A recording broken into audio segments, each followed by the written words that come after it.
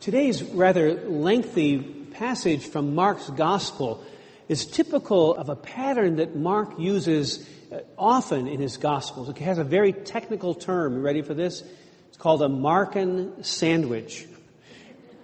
One layer starts with the story of Jairus, and it ends with the story of Jairus. That's the bread on the outside. And then in the middle, it's this story about this woman that seems to interrupt. But it's that centerpiece, the middle of the story, that's the key to understanding the whole story. Mark uses these devices layered over many chapters. They actually do have a technical name. The name comes from the Greek letter chi, which we think of as an X, and so they're called chiasms. Here's an example from chapter 2, verse 27. It has an A, B, C, B, A pattern. The Sabbath for humankind was made, not humankind for the Sabbath. And so it's that unrepeated center that is the point of the saying or the chapter. 5 of the 12 times story characters experience fear in Mark's narrative are in this section of the gospel that we're reading right now. It begins in chapter 4 when they first crossed over on the sea. Remember, today we began when they returned from their journey. So the first time they went across, there was a storm, and the disciples were in the boat, and they were afraid. In chapter 6, there's another crossing of the sea, and this time Jesus comes walking on the water to the boat. The disciples think he's a ghost, and once again, they are afraid. When they arrive in chapter 5 to the other side, to the Gerasenes, there's a man there who is possessed by many demons. Jesus drives the demons out into a herd of pigs, and the pigs go running down the cliff and drown in the sea. Now, right away, you know we're not in Jewish territory because they don't have pigs at home. But the head of the pig-keeping union came to Jesus and begged him, please get out of here because they're afraid he's going to wreck their economy. Next Sunday, Jesus goes to his hometown of Nazareth, and there the people also reject him. So you see this pattern. And then right in the middle is the section that we read today about Jairus and then the woman. It's this center chiasm that deals with fear, but also helps us understand how to move beyond our fear. The story begins when Jairus, the leader of the synagogue, is afraid for his daughter that she might die. And we're told at the end of the story, almost as an aside, for she was 12 years old. But the story is interrupted by a woman who has been bleeding for 12 years. The woman with the hemorrhage experiences fear and trembling when Jesus looks all around and wants to know who touched him. But unlike the disciples in the boat or the people who witnessed the exorcism of the demoniac, she steps beyond her fear to speak her faith. Her fear, in fact, proves a threshold to her faith. The woman knows what has happened to her, but pushing past her fear, she tells Jesus the whole truth. And Jesus says to her, daughter. So we have a story about two daughters. Your faith has made you well.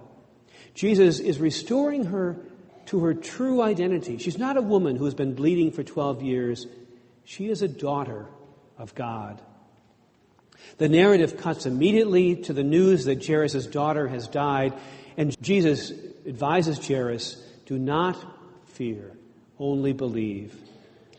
After the girl is raised, everyone is overcome with amazement. But amazement is not faith. Think of being lost in a maze. It's a sign of confusion and fear. Only the woman crosses the threshold of her fear to actively give witness to her faith.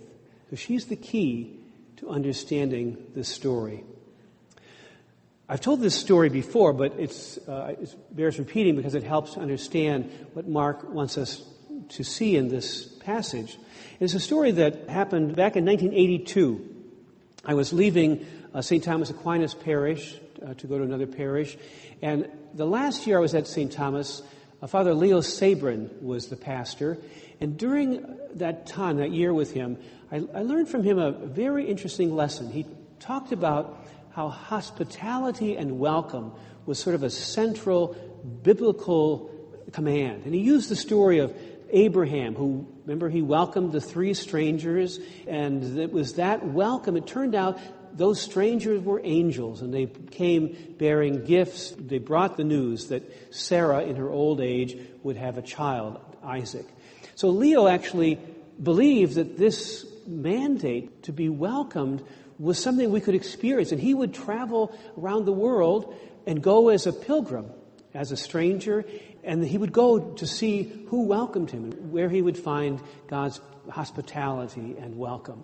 So I was pretty intrigued with that idea, so I thought I would give it a shot myself. So I set off. It was actually the last week of June, the week we just had, and I decided not to go to like the Midwest, which would be really kind of known for their welcome. I decided to go to New England, which is often seen as a rather resistant to outsiders. I very specifically did not want to travel as a priest, because if I went as a priest, people would say, "Oh, Father, come on in," So I wanted to go just as anybody and just experience what this would be like to be welcomed.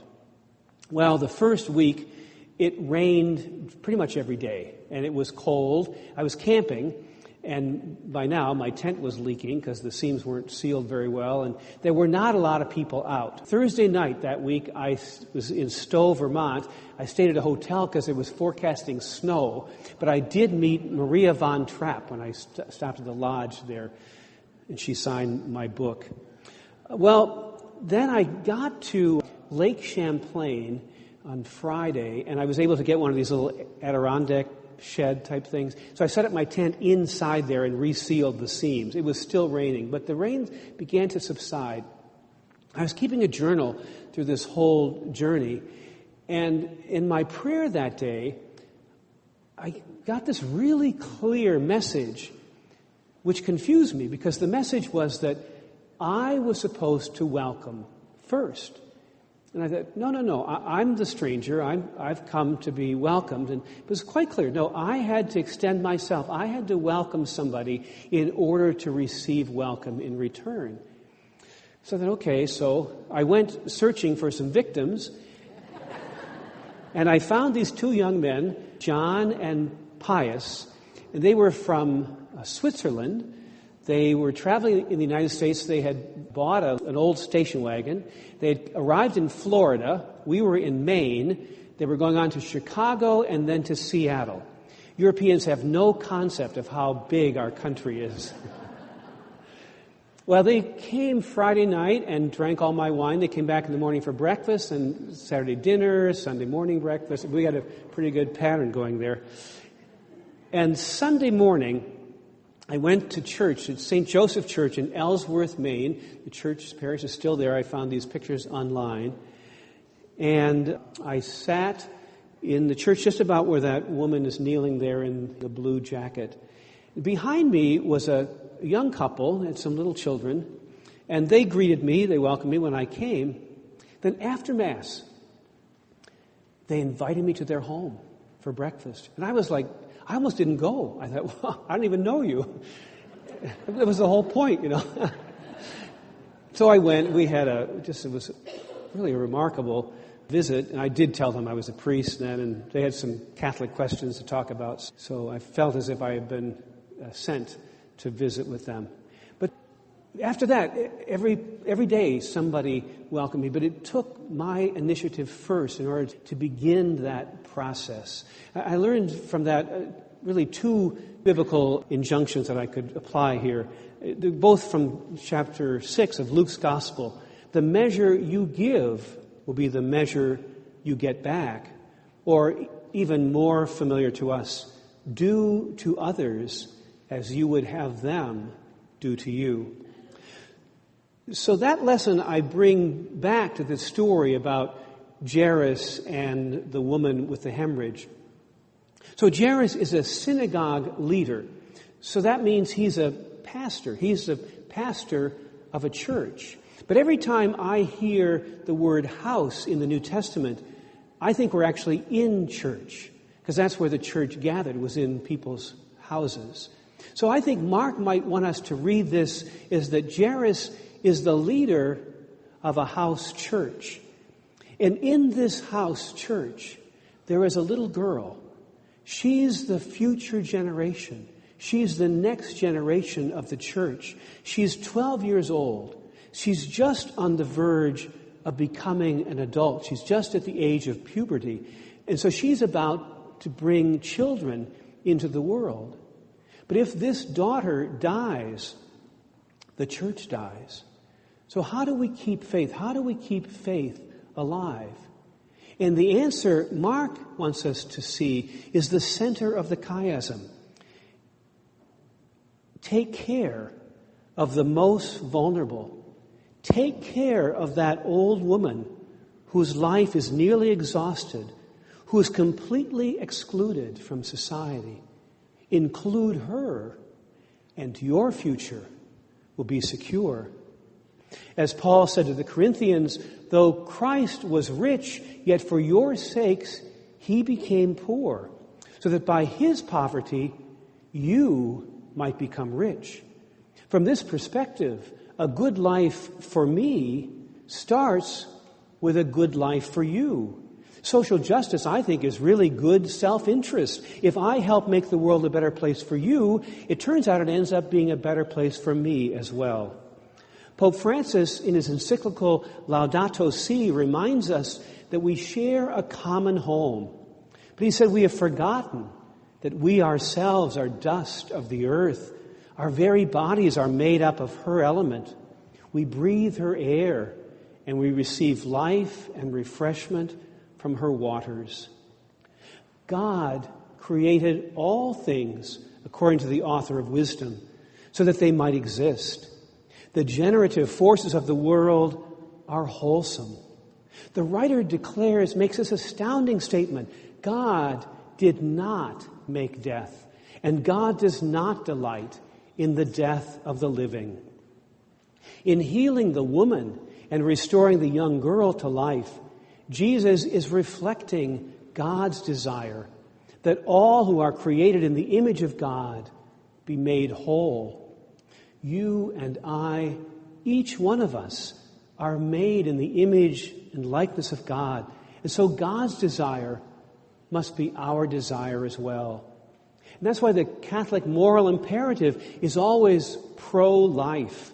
We start with the powerless, the most defenseless, the unborn, so that we don't miss anyone. Everyone is included when we start from the very bottom. Bishop Daniel Flores, who's now Bishop of Brownsville, Texas, was auxiliary bishop in Detroit a few years ago, probably about 10, 12 years ago. And he spoke in the Bethany Room. We invited him to reflect, to break open the gospel of life for us. I remember him even then talking about migrants making their way through the desert, searching for refuge and safety. And he made this astounding statement. Before they are illegal, they are human beings. On January 21st, at a prayer vigil for immigrant parents and their children, Bishop Flores said, with a Catholic heart, and it is that heart that I'm most fit to address, we look at the suffering of the human person and recognize the great dignity there, for the Word Himself became flesh.